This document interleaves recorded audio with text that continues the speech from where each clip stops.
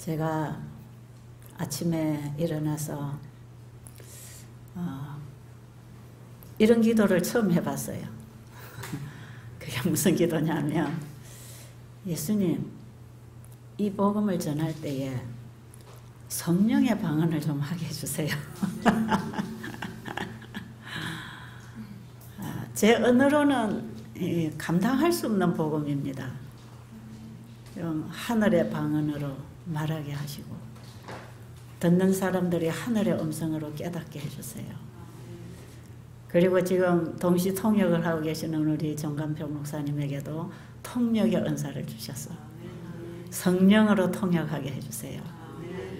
제가 아침에 그런 기도를 간절히 했습니다.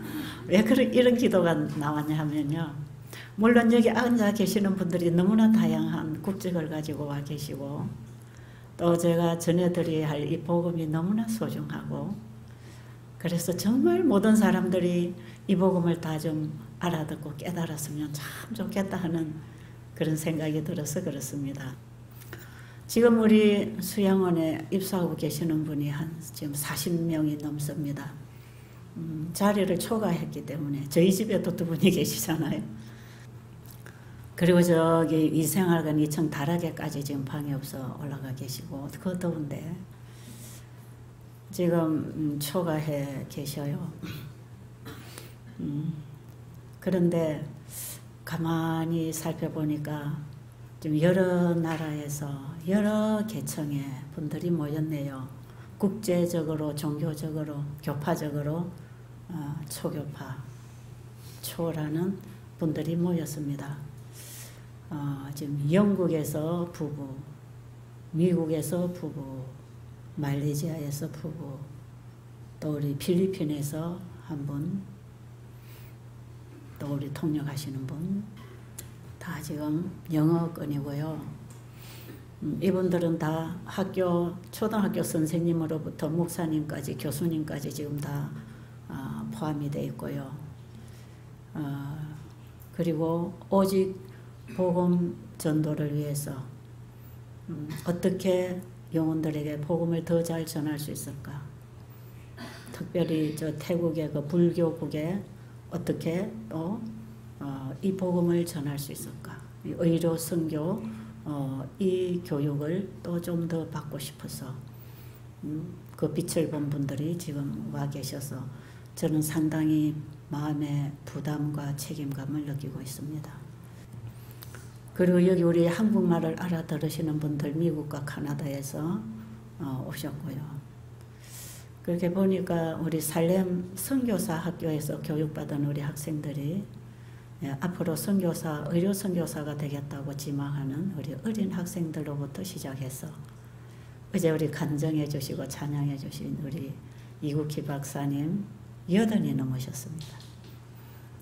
8이 넘으신 우리 이국희 박사님까지 해서 정말 다양한 연세와 계층의 분들이, 또 우리 이분들은 장로교회, 또 여기 우리 장로교회 목사님들이 2분이 계시고요. 참 다양하게 지금 한 40-50분 계시지만 이 자리가 참 다양한 국적과 신앙을 가지고 앉아 계시는 자리예요. 참 저는 말할 줄 모르고, 이거는 뭐 그냥 겸손한 척이 아니고 제 자신을 보면 아는 것도 없고 말할 줄 모르고 정말 입이 둔하고, 제가 받은 이 은혜와 깨달은 복음을 전하기에는 너무나 허물이 많고 너무나 부족함을 느끼면서 이거 저의 힘으로는 감당할 수 없는 복음입니다. 성령께서 역사하시지 않으면 어떻게 이 복음이 여러분의 가슴 속에 전달이 되겠습니까? 그렇잖아요. 그래서 성령을 구하라고 하는 그 기도 외에는 어떤 능력이 있을 수 없기 때문에 제가 요즘 참 일찍이 일어나요. 주로 한 3시, 4시 되면 거의 다 아주 생생하게 깨어나고, 거기서부터 기도하고 말씀으로 제가 그날의 양식을 얻고 있고, 특히 저에게는 날마다 이렇게 복음을 전할 수 있는 부담을 느끼도록 여러분들이 늘 와주셔서 이렇게 또 기다리고 계시고, 이런 제 자리를 생각하면서 참 부담이 안 갈 수 없죠. 정말 하나님께 구하는 것은 그분의 능력, 그분이 약속하신 정말 복음을 전하는 능력을 주시기를 원합니다. 제가 어저께 제 간증을 계속하고 있습니다. 순종하는 믿음, 순종하는 믿음. 그 믿음이 어떤 믿음인가? 성경에 보면 순종하라. 엘렌 G 화이트 여사가 쓰신 책에도 보면 자꾸 순종하라, 지켜라 이렇게 표현을 원어적으로는 그런 게 아닐지라도 우리가 한국말로 읽을 때에는 행하라, 지키라, 하라, 하지 마라로 번역이 되어서 표현되고 있기 때문에 실질적으로 의미적으로는 그게 아니지만 제가 제목을 순종하는 믿음이라고 했습니다. 왜냐하면 결론적으로는 순종하는 것이 신앙이기 때문에. 그런데 그 원래의 의미는요, 순종하게 하십니다. 순종하라고 하신 분이 하게 해 주시겠다고 하는 약속이고 허락입니다. 성경에서 말씀하시는 계명을 지켜라, 내 율례와 법도를 지켜라 하는 그 모든 구약의 율법이나 신약의 새 언약의 율법이나가 똑같이 예수님 안에서 행하게 하시겠다고 하는 약속입니다. 그게 다. 그래서 사실은 순종하게 하는 그 믿음, 이런 표현이 훨씬 더 맞는 표현이에요. 지켜라 하는 것은 내 안에 간직하고 보존하라 이런 뜻이거든요. 내 아들아, 내 말을 잊어버리지 말고 너희 마음으로 나의 명령을 지켜라 할 때에 마음으로 지켜라 이 말이에요.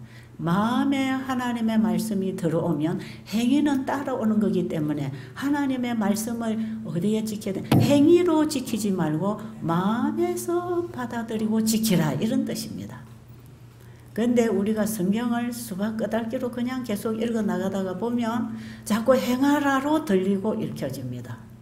그래서 자꾸 행위신앙을 하려고 그러고 행위로 하려고 하니까 안 되고, 제가 어저께 제 신앙 고백을 했잖아요.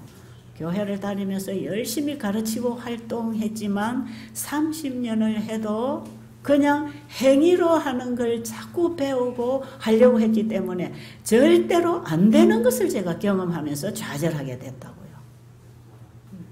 근데 되게 하는 복음, 되게 하시는 그 예수님을 제가 만났다 그랬죠. 어떻게 만났다 그랬죠? 나의 개인의 구주, 나의 죄를 가지고 십자가에 죽으시는 예수님. 하나님이 세상을 이처럼 사랑하사 독생자를 주셨다도 맞지만 우리 개인에게는 하나님이 나를 위하여 독생자를 주셨다. 개인적으로 믿습니까? 개인의 구주가 되십니까?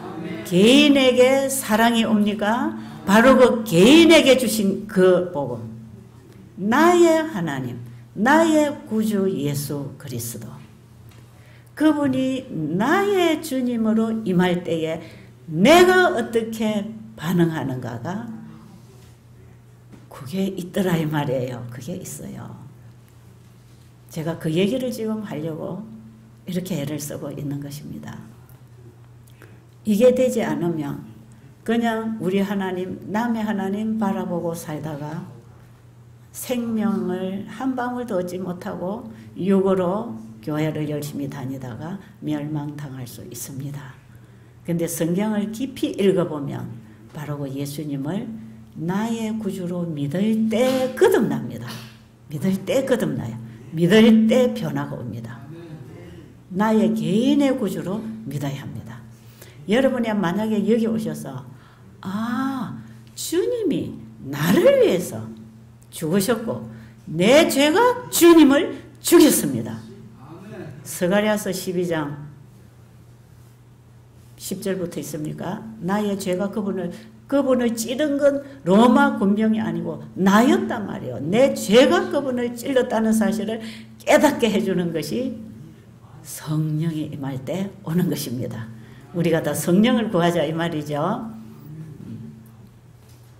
스가랴서 12장 10절과 13장 1절 이후로 보시면 바로 거기에서부터 예수님이 나의 죄 때문에 죽으셨고 내가 내 죄가 예수님을 죽였다는 이 사실을 깨달으면 회개가 일어나지요. 죄를 씻는 샘이 흘러옵니다. 죄를 씻어 주시려고 우리에게 회개의 영을 보내셔서 통회하게 하십니다. 그 통회하는 심령이 내 안에 있는 죄와 함께 눈물로 토해내는 경험이 일어나지요. 그게 자아가 다 빠져나오는 경험.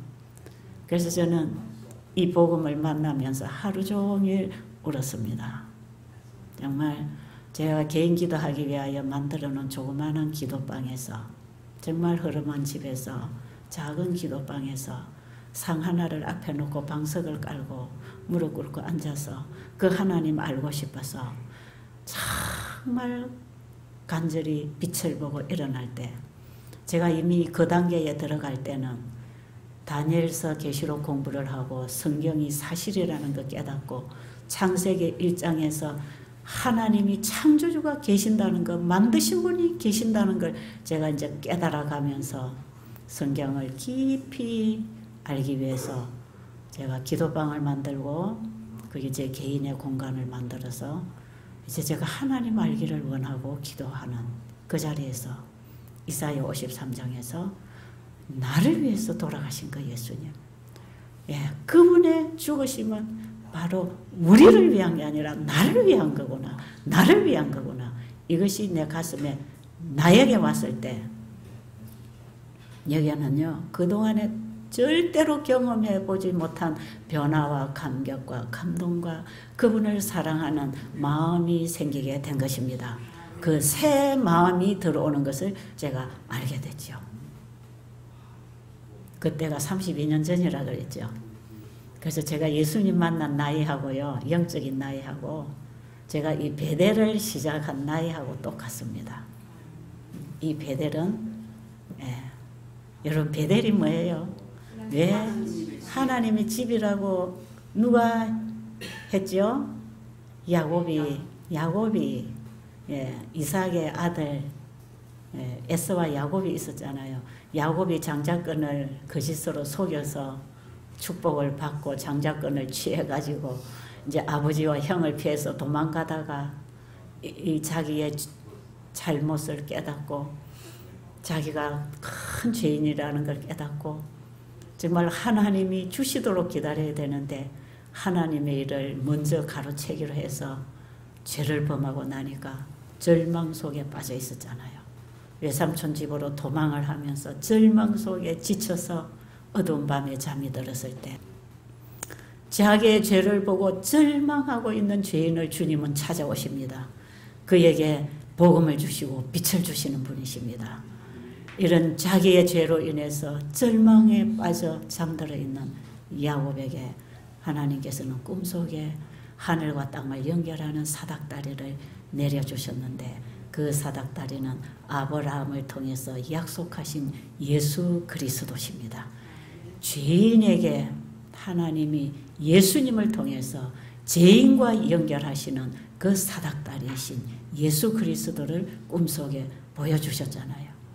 야곱이 거기서 꿈속에 하나님의 영광, 그분의 구원, 그분의 사랑, 그분의 은혜의 임재를 그가 가슴에서 가득히 받았습니다. 그리고 잠이 깼는데도 자기 주변에 하나님의 임재가 함께 하시는 것처럼 느꼈다 그랬어요. 너무나 꿈속에서 하나님의 은혜를 다 복받았기 때문에 그 하나님의 은혜와 영광과 그 약속, 내가 너와 함께 할 거라고 하는 하나님께서는 사닥다리를 죄인에게 내려주시고 그 사닥다리 끝에서 사닥다리 끝 땅에 있는 죄인을 향해서 약속하십니다. 예수 그리스도를 통하여 약속하십니다. 내가 너와 함께 하겠다. 어디로 가든지 함께 해서 내가 너를 내 아버지 곳으로 집으로 다시 돌아올 때까지 내가 너와 함께 하겠다는 약속을 주셨지 않습니까? 그런 모든 약속이 성경을 통해서 오늘날 우리에게 예수 그리스도를 통해서 해주신 것입니다. 야곱이 거기서 그 꿈을 딱 깨고 하나님의 그 약속을 받고 잠을 깼어요. 얼마나 감격하고 희망이 있었겠습니까? 야곱은 거기서 하나님을 만났습니다. 하나님 만나고 이 베델이라고 하는 그 기념비를 세웠잖아요. 옛날에는요 어떤 특이한 일이 생기면 거기에다 기념비를 세우는 그런 일이 있었죠. 야곱이 거기다가 베고 있던 돌을 세워서 거기가 베델이라고 하는 기념비를 하나 만들었잖아요. 이 베델은 하나님의 집 혹은 하늘 문이라고 하는 의미가 있습니다. 바로 죄인에게 하늘이 문을 열어놓고 있는 예수 그리스도를 통해서 우리를 다시 부르시는 하늘문이 열려있는 걸 받지 않습니까? 하늘문, 바로 여기가 하나님의 집이구나. 하나님이 함께 하시는 곳이구나. 하나님의 임재를 느끼고 야곱은 거기를 하나님의 집이라고 베델이라는 기념비를 세웠잖아요. 여러분 여기가 어디지요? 베델 수양원입니다. 어떤 목사님이 저보고 집사님 어떻게 여기 베델이라고 하는 이름을 붙였습니까? 베델이라고 하는 이름을 붙인 의미가 무슨 뜻이 있으십니까? 그래요. 예, 있지요. 예. 제가 예수님 만난 기념비가 베델 수양원입니다. 저는 이런 수양원까지 만들 생각 안 했고요. 그냥 우리 집에 방 한 칸에 손님들이 와서 쉬어가면 좋겠다고 생각해서 우리 집에 오신 분들이 하나님 만나고 갔으면 좋겠다. 정말 예수님 만나고 우리 집에 들어오는 모든 손님들이 다 예수님 만나서 여기서 베델이라는 기념비를 세우고 나갔으면 좋겠다. 그런 어떤 간절함이 있었겠죠. 저는 정말 소박하게 방 한 칸을 내드리면서 이 일을 그때부터 바로 시작이 된 것이죠. 그래서 여기가 베델일 수밖에 없습니다. 왜요? 이 베델 수양원은 나의 베델이거든요. 내가 예수님 만난 기념, 그 기념으로 시작된 곳이거든요. 그리고 여기 오시는 모든 분들이 베델의 경험을 하시기를 바라지요. 여러분이 여기 오셔서 베델을 경험하시기 바랍니다. 예, 베델이라고 하는 기념비를 하나씩 만들고 가시기 바랍니다. 여기 베델 수양원의 모든 건물과 땅은요, 이 모든 시설은 여기 다녀가신 분들이 베델의 기념비를 만들고 가신 결과물입니다. 여기는 하나도 제가 벌어서 보탠 돈이 없습니다. 빈터에 저는 들어왔습니다. 깡마른 산속에, 깊은 산속에 빈터에 들어왔습니다. 나무를 잘라내고 땅을 갈아 뒤집고 틀을 만들고 집을 짓고, 지금 여러분이 30년 이후에 와보니까 이렇게 아름다운 동산이 만들어져 있지만, 이 동산에 제가 처음 들어올 때는 정말 아무것도 없었고 적막했고 가진 돈도 없었습니다. 제가 가정에서 한 사람 두 사람 봉사하고 도와주고 있는 동안에 한 3년 지나니까 소문이 나가지고 사람들이 자꾸 모여드니까 더 늘릴 수가 없어요. 너무 좁고 빈약하고. 그래서 그런 사실을 보고 누군가가 이 산을 기증해 주시고 일부를, 그리고 여기다가 터전을 닦기 시작했고요. 저는 시작부터 돈이 있었던 것도 아니고 어떤 능력이나 지식이나 힘이 있었던 것도 아니고, 여러분 제 가족들은 정말 볼품없는 사람들입니다. 힘을 쓸 수 있는 사람도 없습니다.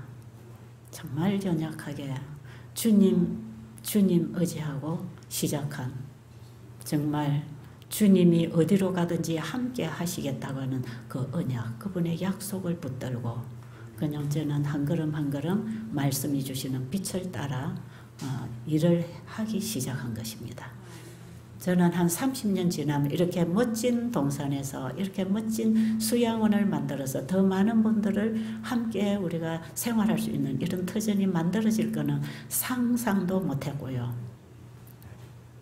제가 이렇게 외국 각지를 다니면서 이 복음을 전파하고 다닌다는 것은 더군다나 저는 상상을 못한 일입니다.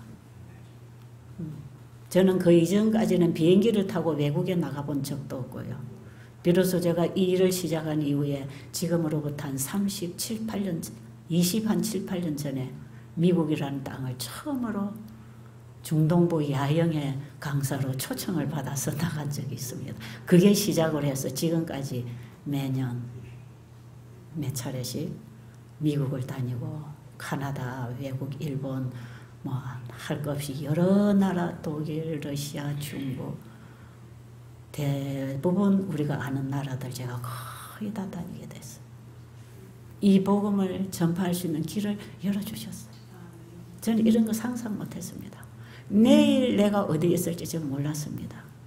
그날 하나님 주신 말씀의 빛을 따라 먹고 일하고 만나고 주신 말씀을 얘기하고 살았습니다. 그 일이 이렇게까지 퍼져나올 줄 전 몰랐습니다. 지금은 베델 수양원하고 제 이름을 대면 거의 알 사람들은 거의 알죠. 유튜브에 들어가서 제 이름자 하나만 쳐도 수없는 강의들이 나가고 있습니다. 복음이. 하나님께서 이렇게 저에게 복음을 전할 수 있는 길을 열어주실 줄 몰랐습니다. 정말 제 자신을 보면 그럴 사람이 아니었거든요. 그런데 그 하나님, 그 예수 그리스도가 나의 구주로 되는 그 경험은 하나님의 자녀가 되는 권세를 얻는 것인데, 이게 요한복음 1장 12절에 보면 예수 그리스도를 영접할 때, 그분을 믿고 영접하면 하나님의 자녀가 되는 권세를 주신다고 했지 않습니까? 이것은 우리가 혈통으로나 육정으로 나는 것이 아니라 하나님께로부터 나는 거라고 얘기합니다. 하나님께로부터 다시 나야 된다 이 말이죠. 거듭난다 이 말이죠. 어떻게 거듭나는가? 예수님을 개인의 구주로 만날 때 거듭납니다. 제가 이 경험을 하고 나서요, 말씀들을 보면 그 말씀이 이제는 깨달아지기 시작하고 이해가 되기 시작해요. 그래서 제가 그동안에 정말 해결하지 못했던 그 말씀들이 이제 내가 가슴으로 이해하고 얘기할 수 있는 그 말씀, 오늘 제가 몇 말씀만 짚어드리겠습니다. 제가 옛날에는 이런 내용이 뭔지 전혀 감이 잡히지 않았죠. 전혀 몰랐는데 바로 이게 이거였구나. 제가 그 이후에 이런 말씀들을 보면서 바로 이거네, 이렇게 해서 이렇게 된 것이구나. 그걸 제가 깨닫게 된 거 몇 말씀만 짚어드릴게요. 요한일서 5장 1절부터 우리 선교사가 좀 읽어드리겠습니다. 1절부터 5절까지 좀 읽어줄래요? 네. 요한일서 5장 1절에서 5절. 예수께서 그리스도이심을 믿는 자마다 하나님께로서 난 자니, 또한 내신 이를 사랑하는 자마다 그에게서 난 자를 사랑하느니라. 자, 여기까지 제가 다시 설명할게요. 굉장히 중요합니다. 자, 예수를 그리스도로 믿는 자마다 하나님께로부터 났나니. 다시 태어나지요? 어떻게 할 때? 예수를 그리스도로 믿는 자마다 하나님께로부터 났나니. 우리도 지금까지 믿었는데 왜 거듭 안 났습니까? 왜 거듭나는 경험이 없습니까? 왜 맨날 남이 믿는 예수만 듣고 배우고 따라갑니까? 왜 나의 구주가 없습니까? 왜 나의 구주를 고백할 수 없습니까? 왜 그렇습니까? 예수를 그리스도로 믿는 자마다 하나님께로부터 난다 했는데 왜 우리는 다시 태어나는 경험과 얘기를 할 수 없나요? 왜 그런가요? 그게 나의 구주가 아니고 세상의 구주로만 봐서 그렇습니다. 우리의 구주로만 봐서 그렇습니다. 우리 목사님의 예수님, 우리 장로님의 예수님, 성경에 기록된 예수님으로만 봐서 그렇단 말이에요.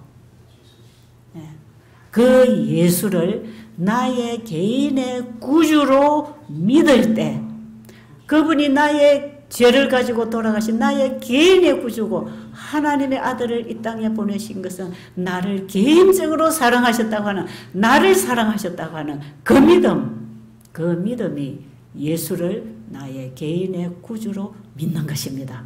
여기에 우리의 구원이 시작됩니다. 예수를 믿고 구원받는다는 그 믿음으로 얻는 구원이 바로 개인의 구주로 영접하는 믿음을 얘기하고 있는 것이에요. 자, 이렇게 할 때 예수님을 본다 이 말이에요. 그 사랑, 나를 구원하기 위하여 나의 죄를 담당하시고 당하시고 죽으시는 그 예수님을 내가 본다 이 말이에요. 그 예수님을 볼 때에 뭘 봅니까? 하나님이 나를 이처럼 사랑하사 독생자를 보내셔서 내 대신 죽음의 자리에, 저주의 자리에 올려놓으셨구나. 이것을 믿게 되면 하나님의 사랑이라고 하는, 하나님의 사랑이 예수 그리스도를 통해서 드러났잖아요. 그 하나님이 어떤 분인지도 모르던 그 하나님의 사랑을 만나는 거다 이 말이에요. 그 사랑을 만났다는 것은 이미 내 마음에서 깨달았다, 잉태했다, 경험했다. 이것은요, 남자와 여자가 만났을 때에 잉태되는, 새 생명이 잉태되는 그 경지의 경험을 얘기하는 것입니다. 그래서 이게 비밀이라는 것이에요. 영적 결혼입니다. 혼인입니다. 예수님과. 이 비밀이에요. 주신 분과 받은 자만 간직할 수 있는 비밀의 경험 아닙니까? 이게 하나님 하는 사랑입니다. 이게 개인의 구주로 경험하는 경험이에요. 내 안에서 내가 스스로 할 수 없던 어떤 변화가, 어떤 동작이 일어나는 것입니다. 그게 뭐예요? 하나님께로부터 난 자는 하나님을 아는데 그 사랑을 알았다. 이것이 영생이라고 요한복음 17장 3절에서는 얘기합니다. 영생은 곧 유일하신 참 하나님과 그의 보내신 자 예수 그리스도를 아는 것이라. 여러분, 제가 이 얘기를 왜 이렇게 강요를 자꾸 합니까? 왜요? 왜 이 부분에 제가 자꾸 여러분을 끌고 가려고 합니까? 우리가 너무나 많은 믿음에 대해서 너무 피상적이다 이 말이에요. 이 믿음이라고 하는 것이 잘못되면요, 한평생 교회를 다니고 성경을 가르치고 교회를 개척하고 복음 전도만 하고 선교사로만 살아도 이 믿음을 통하여 예수님을 개인의 구주로 영접하는 경험이 없으면 이 복음을 전하기에는 부족합니다. 왜? 복음은 가진 자가 전하기 때문에 그렇습니다. 그래서 이 성경의 전체적인 복음을 포괄해서 요한계시록 14장 6절부터 12절에 보면 영원한 복음이라고 이걸 얘기하는데, 세 천사가 이 기별을 전하고 있다고 하는데, 이거는 세 단계의 경험을 통해서 완전한 구원에 이르는 길을 열어주고 있는 게 세 천사의 기별입니다. 이건 제가 다음 시간에 좀 얘기하겠습니다. 그런데 이 복음을 전하는 세 천사는 이 복음을 가진 자라고 6절에서 분명히 얘기하고 있습니다. 영원한 복음을 가진 자가 영원한 복음을 전하더라. 이 복음을 가져야 됩니다. 글자로 읽어서 이해하는 것은 어느 정도밖에 안 됩니다. 남의 얘기를 들어서 이해하는 것도 그렇습니다. 이것은 육의 눈으로, 육의 귀로, 육의 생각으로 이해하고 육으로 말하는 것은 거기까지 할 수 있지만, 하나님은 영이시고 진리는 영이기 때문에 우리의 마음에 성령이, 진리의 영이 임하지 아니하면 배울 수 없는 학문입니다. 여러분, 이 부분을 꼭 여러분이 오늘 좀 짚어서 여러분들이 한평생 해온 신앙이라 할지라도 다시 시작하는 경험을 하게 되기를 간절히 바랍니다. 자, 그러면 그 다음에 읽어보세요. 우리가 하나님을 사랑하고 그의 계명들을 지킬 때에 이로써 우리가 하나님의 자녀를 사랑하는 줄을 아느니라. 하나님을 사랑하는 것은 이것이니 우리가 그의 계명들을 지키는 것이라. 그의 계명들은 무거운 것이 아니로다. 물은 하나님께로부터 난 자마다 세상을 이기느니라. 세상을 이기는 승리는 이것이니 우리의 믿음입니다. 예, 여기까지만 보고요. 여러분 그 이후로는 여러분이 보세요. 제가 제일 안 풀렸던 게 저런 부분이었거든요. 그러니까 예수를 개인의 구주로 영접하는 경험이 없는데 내가 육으로 영의 일을 하려니까 불가능이잖아요. 육은 영과 원수가 된다고 하는데 육으로 거듭나지 아니한 육의 마음으로 하나님의 영의 기별을 깨닫고 영의 일을 하려고 하니까 불가능이었거든요. 그 영이 사랑입니다, 여러분. 그 성령으로, 사랑으로, 새 생명으로, 새 마음으로 거듭나지 아니하면 세상을 이길 수도 없고 이웃을 사랑할 수 없는 것이에요. 하나님께로부터 낳다 하는 것은 그 사랑의 씨가 들어왔다 이 말 아닙니까? 그죠? 하나님의 씨가 나 안에 들어왔다. 여러분이 아버지의 씨가 엄마의 자궁 안에 들어와서 내가 태어나는 것처럼 우리는 하나님의 씨가 내 마음에 들어와서 내 마음을 거듭나게 해준다 이 말이에요. 그래서 하나님께로부터 난 자는 하나님의 사랑을 가졌기 때문에 하나님께로부터 난 자를 사랑할 수 있는 것입니다. 하나님께로부터 난 자를 사랑한다. 이웃을 사랑한다. 그것은 하나님의 사랑이 와야 됩니다. 천국이 나에게 와야 됩니다. 저는 옛날에요, 율법이 예수님께서 가르쳐 주신 새 언약의 율법이 마음을 다하고 목숨을 다하고 뜻을 다하여 주 너희 하나님을 사랑하고 똑같은 그런 마음으로 마음을 다하고 목숨을 다하고 뜻을 다하여 내 이웃을 그렇게 사랑하라. 이것이 온 율법, 온 성경의 율법과 선지자의 대강령이라 그랬어요. 온 성경이 그 얘기를 해주고 있다 이 말이죠. 십계명은 온 성경을 포괄하는 핵심을 얘기하고 있는 거 아닙니까? 그래서 이거는 불가능이다 저는 그랬습니다. 어떻게 사람이 이거 할 수 있느냐. 마음을 다하고 목숨을 다하고 뜻을 다해 하나님 사랑 되나요 안 되나요? 안 돼요. 이웃 사랑 안 돼요. 그런데 불가능은 나에게 하라고 가르치는 이게 나에게 얼마나 부담이 되냐 이 말이에요. 그런데 이거 요한일서 4장에 보면요. 4장 9절을 한번 읽어보세요. 요한일서 4장 9절로 하나님이 사랑이 우리에게 이렇게 나타난 바 되었으니 하나님이 자기의 독생자를 세상에 보내심은 저로 말미암아 우리를 살리려 하심이니라. 사랑은 여기 있으니 우리가 하나님을 사랑한 것이 아니요 오직 하나님이 우리를 사랑하사 우리 죄를 위하여 화목제로 그 아들을 보내셨음이니라. 예, 그게 사랑이랍니다. 사랑은 여기 있으니 이런 사랑. 여러분, 예수님이 마지막에 제자들이 그랬잖아요. 내가 너희를 사랑한 것 같이 너희도 서로 사랑하라. 바로 그런 사랑. 우리가 서로 만나서 서로 부부가 만나고 자식이 만나고 이웃이 만나서 사랑해 사랑해 이런 거 말고 예수님이 우리를 사랑한 것 같은 바로 여기에 사랑이 여기 있나니 하는 그 사랑이 바로 하나님이 우리에게 주시는 사랑입니다.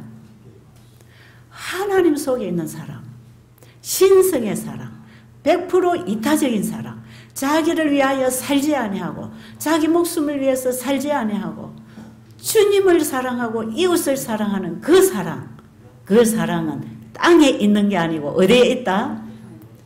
이 사랑이 여기에 있나니 그 사랑이 어디서 온다고요? 우리가 하나님을 사랑하는 것이 아니라 하나님이 먼저 우리를 사랑하신 그것이라. 하나님이 우리를 사랑하신 그 사랑이라. 그러니까 그 사랑을 가지고 이웃을 사랑하려면 그 사랑을 만나야 되잖아요. 그 사랑을 만나는 것이 하나님의 사랑으로 거듭나는 거 아닙니까? 그게 새 생명으로 거듭나는 것이죠. 자, 이 사랑이 있어야 이웃도 사랑하는데 하나님께로부터 난 자를 사랑하게 되는 사랑으로 하나 되는 연결이 일어나는 것입니다. 예수 그리스도를 우리에게 화목 제물로 주셔서 하나님의 사랑하고 연결을 해 주셨다 이 말이에요. 예수 그리스도가 이 땅에 안 오시면 우리는 영원히 하나님의 속성에서 분리되어서 죄의 속성으로 살다가 멸망당할 수밖에 없었는데 예수님이 하나님 안은 사랑을 가지고 오셔서 우리가 예수님을 영접함으로 우리 안에 하나님의 사랑이 와서 하나님을 사랑하게 되도록 예수 그리스도를 우리와 하나님 사이에 화목 제물로 삼으셨다. 성경 보면 이런 얘기로 가득합니다. 예, 갈라디아서의 율법과 복음이 바로 이렇게 연합된다고 얘기합니다. 여러분, 제가 오늘 아침에 드리는 이 말씀을 통해서 성경의 중심부, 심장부를 여러분 좀 짚으시기 바랍니다. 이거 안 되면 성경 읽어도 자꾸 수박 끄달기로 온갖 인간적 사상으로 해석해서 인간의 감정을 만족시키는 신앙을 가르치고 있단 말이에요. 기복신앙을 하게 하고. 이 사랑은 100% 이타적입니다. 이 하나님을 전하는 일에는 100% 이타심이 나갑니다. 그러니까요. 나를 위해서 살지 않고 누구를 위해서 살게 되지요? 이웃을 위해서 사는 게 누구를 위해서 사는 거다? 주님을 위해서 사는 것이다. 예수님께서 마태복음 25장 31절을 보면 병든 자를 돌아보고 배고픈 자를 돌아보고 옥에 갇힌 자를 돌아봐라. 그 지극히 작은 자에게 행한 것이 곧 나에게 행한 것이라. 이게 어제 우리 정감표 목사님 설교하신 사마리아인의 비유에서 예수님이 우리에게 하신 그 일을 우리 안에 들어오셔서 믿는 자 속에 들어오셔서 우리로 하여금 그 일을 행하게 해주시려고 이런 일을 하라고 가르쳐 주신 게 사마리아인의 비유로 내 이웃이 누구인지 사랑이 무엇인지를 가르쳐 주시는 예수님의 말씀이었습니다. 사마리아인처럼 하라 이런 뜻이 아니고 네가 이런 착한 사마리아인이 되도록 내가 네 안에 들어가서 일해 줄게. 나를 믿어라. 나를 영접해라. 내가 너의 구주라는 사실을 믿는 자마다 하나님께로부터 나는 것이고 하나님께로부터 난 자를 사랑하게 될 것이다. 좀 이해되십니까? 좀 정리를 하십니까? 좀 이런 복음을 여러분이 깨달았으면 너무 좋겠습니다. 정노예의 계단이라는 책이 있습니다. 엘렌 G. 화이트 여사가 쓰신 책 2장에 보면 이런 내용이 있어요. 제가 옛날에는 그런 책 읽을 때 정말 이해 못했던 내용이 지금은 그게 뭔지 이해가 된단 말이에요. 그게 어디서부터 시작이 돼야 되는가? 예수님을 개인의 구주로 영접하는 데서부터 시작되는 건데 옛날에는 예수님을 개인의 구주로 영접하지 않냐고 교회 가서 성경책에서 배우는 하나님, 목사님 설교에서 듣는 그 하나님, 남들이 말하는 그 하나님만 알고 따라가다 보니까 이런 말씀들은 하나도 가슴에 들어오지를 않았거든요. 근데 예수님이 내 개인의 구주로 영접되는 그때로부터 이 말씀이 공감되기 시작하고 알아지기 시작하고 어린 아기가 태어나서 엄마 젖을 빨면서 그 엄마를 알아가면서 빵실빵실 웃고 옹알이하는 그 정도의 엄마의 사랑을 아는 것처럼 제 가슴 속에 하나님 사랑을 알아서 조금씩 알아서 지금 이렇게 옹알이를 하고 있는 것입니다. 아직은 언어가 둔하고 서투르지만 하나님은 이런 분이야. 하나님은 나를 사랑하는 분이야. 자기 아들까지 주셨어요. 하나님의 사랑을 가장 잘 드러내는 예수님을 마귀는 죽이려고 십자가에 못 박았습니다. 없애버리려고. 왜요? 하나님은 사랑이 하나님이 아닌 것을 다 속여놓은 이 세상에 하나님의 사랑을 가지고 이 땅에 오신 예수님이 하나님의 사랑을 만천하에 드러나게 되면 사단은 반드시 실패할 걸 알았기 때문에 예수님을 그렇게 공격하고 결국은 죽이려고 십자가에 매달았지만 그 자리는 하나님의 사랑을 더 깊이 온 세상에 드러내는 사건으로 바뀌어졌다 이 말이죠. 마귀는 하나님의 사랑을 드러내는 사람 싫어합니다. 그래서 시련이 많고 공격이 많습니다. 정노예 계단 2장에 있는 내용 우리 선교사가 읽겠습니다. 사람이 죄에서 벗어나서 성결해지려면 먼저 마음속에서 동작하는 능력이 있어야 하나니 곧 위에서 새 생명을 받아야 한다. 이 능력은 곧 그리스도이시다. 오직 그의 은혜만이 죽은 심령의 기능에 생기를 주어서 그것을 하나님께로 즉 거룩한 데로 이끌 수 있다. 구주께서 말씀하시기를 사람이 거듭나지 아니하면 즉 사람이 새 마음과 욕망과 새 목적과 새 동기를 받아 그것으로 하여금 새 생애에 들어가지 않으면 하나님 나라를 볼 수 없다고 하셨다. 본성적으로 사람에게 잠재하고 있는 선을 개발시키기만 하면 족하다는 관념은 치명적 오해이다. 육에 속한 사람은 하나님의 성령의 일을 받지 아니하나니 저희에게는 미련하게 보이며 또 깨닫지 못하나니 이런 일은 영적으로라야 분변함이라. 됐습니다. 거기까지만 읽어주세요. 이런 내용 지금 제가 설명 다 했습니다. 책에서 여러분이 한 번 더 확인하시라고 성경과 화인 여사의 책을 읽어드린 것 뿐이고요. 그냥 제가 설명하는 이 설명 속에 그 얘기가 다 포함이 되어 있는데요. 제가 그 정로의 계단이라고 하는 이 책은 한번 제가 제 간증을 통해서 강의를 했습니다. 12장에서 13장까지 있는 걸 한 장 한 장 제가 그걸 다 강의를 해서 지금 아마 이 BBIB 방송에 들어가면 아마 그 강의가 다 올라가 있을 거예요. 지금 그 책에 기록되어 있는 그 내용이 우리의 경험하고 삶하고 만나지게 돼 있는 내용입니다. 요한일서 5장 4장의 그런 내용이 요한복음 3장 16절의 그 복음이 결국 내 가슴을 통해서 내 입을 통해서 내 일을 통해서 내 삶을 통해서 나가서 사라지는 복음이다 이 말이에요. 그 복음은 믿는 자에게 구원을 주시는 하나님의 능력이 된다 그랬잖아요. 이것은 어떤 사람에게도 일치되는 능력이다 이 말이에요. 믿는 자에게는 이 능력이 드러나겠다는 것입니다. 그 예수님을 사랑하게 되면 그의 계명을 지킬 거 아닙니까? 그죠? 하나님을 사랑하는 것은 이것이니 그의 계명들을 지키는 것이라. 그러니까 우리가 하나님을 사랑한다는 건 뭡니까? 하나님의 계명을 지키고 있다는 거죠. 이걸 이제 지킨다고 할 때 우리는 하나님의 사랑은 만나지 못하고 행하려고 하면 행위신앙이 되고 율법주의가 된다 이 말이에요.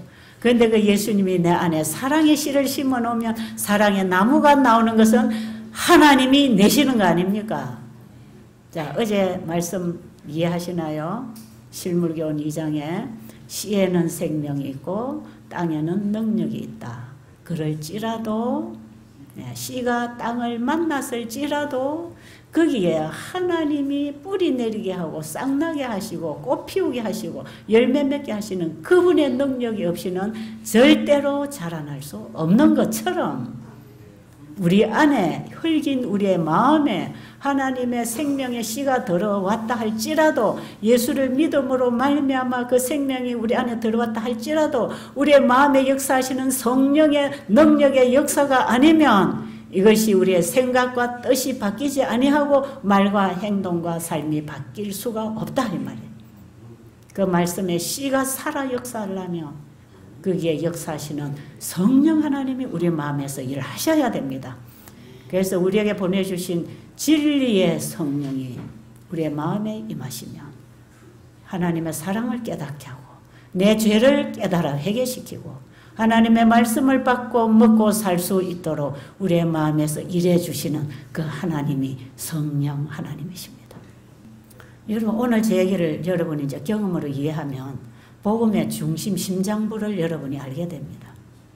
그래서 모든 성경은 예수님을 믿음으로 말미암아 되어지는 결과를 기록해 놓은 것이다 이 말이에요. 내가 행함으로 내가 할 수 있는 일이 아니고 그럼 제가 그때부터 시작해서 주님 말씀을 받아먹고 일어났잖아요. 배고픈 자를 돌아보고 병든 자를 돌아보고 옥에 갇힌 자를 돌아봐라. 그것이 꼭 나에게 한 거다. 바로 그 이웃을 사랑하는 게 나를 사랑하는 거야. 이게 하나로 고리가 걸리지 않습니까? 이웃 사랑과 하나님 사랑이.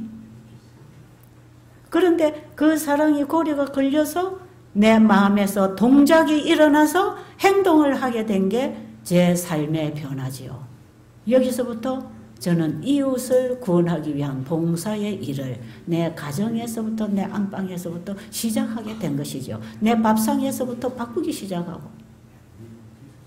저는 뭐 시설을 갖추거나 어떤 지식을 갖추어서 한 게 아니에요.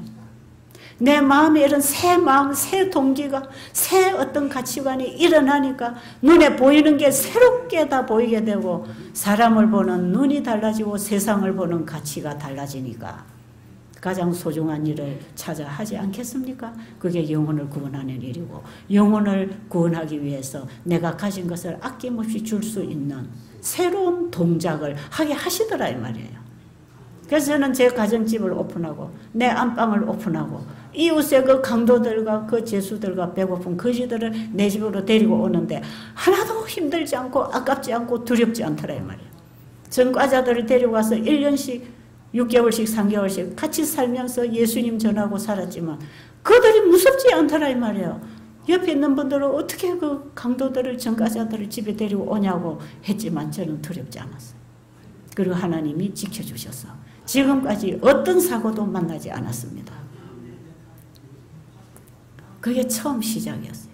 그 사랑이 안에서 작동할 때 내가 어떤 일을 할 수 있는지 저같이 이기적이고 까달스럽고 비위가 약하고 사람 얼굴 낯가림 심하고 누구에게도 접근해서 그 말을 그런 어떤 그런 그 제게는 없어요. 그런 성향이 없어요.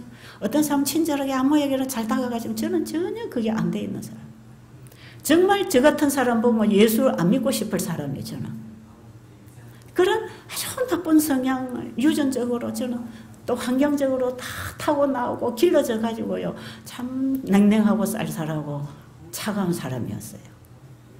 지금도 제 모습 속에 그런 모습이 많이 지금도 배어 있습니다. 그래서 저를 먼저 딱 보면 제 채집사는 좀 냉랭하고 접근하기 힘들고 뭐 좀 쌀쌀 맞고 뭐 좀 무뚝뚝하고 말도 친절하지 않고 뭐 직설적이고 어쩌고 저쩌고 예, 아직도 이거 다 못 벗어버렸어. 아직도 그 사람은 자꾸 후퇴하고 속 사람이 자라야 되는데 아직도 자라는 중에 있으니까 이해해 주시기 바랍니다. 아직도 저는 잘하고 있어요. 이제 옹알이 하고 있습니다. 엄마 품에서 옹알이 하는 아이처럼 아직 스스로 걸을 수도 없습니다.